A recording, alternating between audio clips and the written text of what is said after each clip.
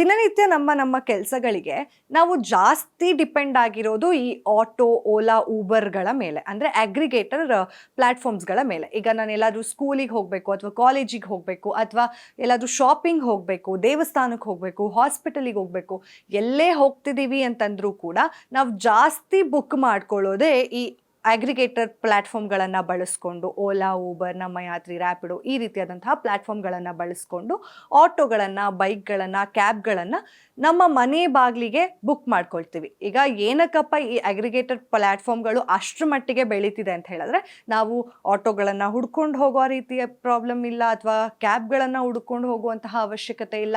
ನಾವಿರೋ ಜಾಗಕ್ಕೇ cab, auto, bike ಈ ರೀತಿಯಾದಂತಹ ಫೆಸಿಲಿಟಿಗಳು ಸಿಗ್ತಾ ಇರೋ ಕಾರಣಕ್ಕೆ ನಾವು ನಮ್ಮ ಮನೆಯಲ್ಲೇ ಕೂತು ಇದು ಬುಕ್ ಮಾಡ್ಕೋಬೋದು. ನಾವು ಇರೋ ಜಾಗಕ್ಕೆ ಆಟೋಗಳು, ಕ್ಯಾಬ್ಗಳು ಬರುತ್ತೆ ಅನ್ನೋ ಒಂದು ರೀಸನ್ಗೆ ಅಗ್ರಿಗೇಟರ್ ಪ್ಲ್ಯಾಟ್ಫಾರ್ಮ್ಗಳನ್ನು ಬಳಕೆ ಮಾಡ್ತಾ ಇದ್ದೀವಿ.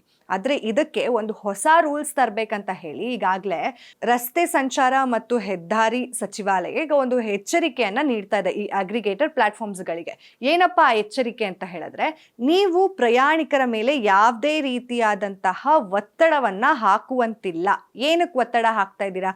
ಈಗ ಪ್ರಯಾಣಿಕರ ಒಂದು ಏನು ರೈಡ್ ಸ್ಟಾರ್ಟ್ ಆಗುತ್ತೆ ಅದಕ್ಕೂ ಮುಂಚೆ ಅಥವಾ ಬುಕ್ಕಿಂಗ್ ಮಾಡುವಂತಹ ಸಮಯದಲ್ಲಿ ನೀವು ಅಡ್ವಾನ್ಸ್ ಟಿಪ್ಪನ್ನು ಕೊಡಿ, ಅಥವಾ ಚೂಸ್ ಆ್ಯಂಡ್ ಆ್ಯಡ್ ಆನ್ ಅಂತ ಹೇಳಿಬಿಟ್ಟು ಕೊಡಿ. ಆ ಥರದ್ದೆಲ್ಲ ಮಾಡೋ ಹಾಗಿಲ್ಲ. ಅದು ಪ್ರಯಾಣಿಕರ ಮೇಲೆ ಒತ್ತಡ ಬೀರುವಂತಹ ಸಾಧ್ಯತೆ ಆಗತ್ತೆ. ನೀವೇನಾದರೂ ಅಡ್ವಾನ್ಸ್ ಟಿಪ್ಪನ್ನು ಈಗಲೇ ಕೊಟ್ಬಿಟ್ಟು ಆಟೋವನ್ನು ಬುಕ್ ಮಾಡಿಕೊಂಡ್ರೆ ನಿಮಗೆ ಒಳ್ಳೆ ರೈಡ್ ಸಿಗುತ್ತೆ ಅನ್ನೋ ಒಂದು ಮೆಂಟಾಲಿಟಿಯಲ್ಲಿ ನೀವು ಅವ್ರನ್ನ ಯಾವುದೇ ರಾಂಗ್ ಪೋಟ್ರೆ ಮಾಡೋ ಹಾಗಿಲ್ಲ ಅಂತ ಕೂಡ ಹೇಳ್ತಾ ಇದ್ದಾರೆ. ಆ್ಯಂಡ್ ಈಗ ನಾವು ಆಟೋನ ಸಾಮಾನ್ಯವಾಗಿ ಅಗ್ರಿಗೇಟರ್ ಪ್ಲ್ಯಾಟ್ಫಾರ್ಮ್ ಮುಖಾಂತರ ಬುಕ್ ಮಾಡ್ತಿದ್ದೀವಿ ಅಂತ ಹೇಳಿದ್ರೆ, ಅಲ್ಲಿ ಆ್ಯಡ್ ಆ್ಯಂಡ್ ಅಡ್ವಾನ್ಸ್ ಟಿಪ್ ಅಂತ ಇರುತ್ತೆ, ಚೂಸ್ ಆ್ಯಂಡ್ ಆ್ಯಡ್ ಆನ್ ಅಂತ ಇರುತ್ತೆ. ಆಗ ನಾವು 10 ರೂಪಾಯಿ, 20 ರೂಪಾಯಿ, 30 ರೂಪಾಯಿ, 40 ರೂಪಾಯಿ, 50 ರೂಪಾಯಿ, 100 ರೂಪಾಯಿ ಈ ರೀತಿಯಾದಂತಹ ಅಮೌಂಟನ್ನು ನಾವು ಆ್ಯಡ್ ಮಾಡ್ಬೋದು. ಸೊ ದಟ್ ಅದು ಡೈರೆಕ್ಟಾಗಿ ಆಟೋ ಡ್ರೈವರ್ಸ್ಗಳಿಗೆ ಹೋಗುತ್ತೆ ಅಂತ ಕೂಡ ಹೇಳಾಗತ್ತೆ. ಬಟ್ ಎಷ್ಟರ ಮಟ್ಟಿಗೆ ಹೋಗುತ್ತೆ ಅನ್ನೋದು ಗೊತ್ತಿಲ್ಲ ನಮಗೂ ಕೂಡ. ಬಟ್ ಆದರೆ ಈ ರೀತಿಯಾದಂತಹ ಟಿಪ್ಗಳೆಲ್ಲ ಏನು ಆ್ಯಡ್ ಮಾಡ್ತೀವಲ್ಲ, ಅದು ಮಾನಸಿಕವಾಗಿ ಪ್ರಯಾಣಿಕರ ಮೇಲೆ ಒತ್ತಡ ಬೀಳ್ತಾ ಇರುತ್ತೆ. ನೀವು ಆ್ಯಡ್ ಮಾಡಿದ್ರೆ ನಿಮಗೆ ರೈಡ್ ಬೇಗ ಸಿಕ್ಬಿಡುತ್ತೆ ಅನ್ನೋ ಒಂದು ಫಾಲ್ಸ್ ಸ್ಟೇಟ್ಮೆಂಟ್ ಅವರಿಗೆ ಪಾಸ್ ಆನ್ ಆಗ್ತಿದೆ. ಇದನ್ನೆಲ್ಲ ತಡೆಗಟ್ಟಬೇಕು.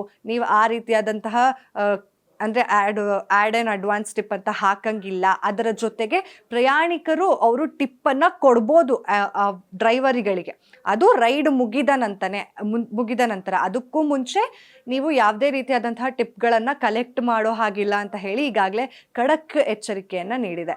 ಸೊ ಕಂಪ್ಲೀಟಾಗಿ ಟಿಪ್ಪನ್ನ ತೆಗ್ದು ಹಾಕಿ ಅಂತಿಲ್ಲ, ಅವ್ರು ಹೇಳ್ತಿಲ್ಲ. ಅದ್ರ ಬದಲಾಗಿ ನೀವೇನು ಅಡ್ವಾನ್ಸ್ ಆಗಿ ನೀವು ಟಿಪ್ಗಳನ್ನು ಇಸ್ಕೊತಿದ್ರಿ, ಅದ್ರ ಬದಲಾಗಿ ರೈಡ್ ಎಂಡ್ ಆದಮೇಲೆ ನೀವು ಆ ಟಿಪ್ಪನ್ನು ಕೊಡೋ ರೀತಿಯಾಗಿ ಮಾಡಿ, ಅದು ಡೈರೆಕ್ಟಾಗಿ ಆಟೋ ಚಾಲಕರಿಗೆ ಹೋಗೋ ರೀತಿಯಾಗಿ ಮಾಡಿ ಅಂತ ಹೇಳಿ ಒಂದು ಸೂಚನೆಯನ್ನು, ಎಚ್ಚರಿಕೆಯನ್ನು ಕೂಡ ನೀಡ್ತಾ ಇದೆ. ಇದ್ರ ಬಗ್ಗೆ ನಿಮ್ಗೆ ಏನು ಅನಿಸ್ತು ಅನ್ನೋದನ್ನ ಕಮೆಂಟ್ ಮಾಡಿ ತಿಳಿಸಿ. ಮತ್ತೆ ಸಿಗೋಣ. ಅಲ್ಲಿವರೆಗೂ ನೋಡ್ತೀವಿ ಅಶ್ವವೇಗ ನ್ಯೂಸ್. ಇದು ಸತ್ಯಾನ್ವೇಷಣೆಯ ಓಟದಲ್ಲಿ.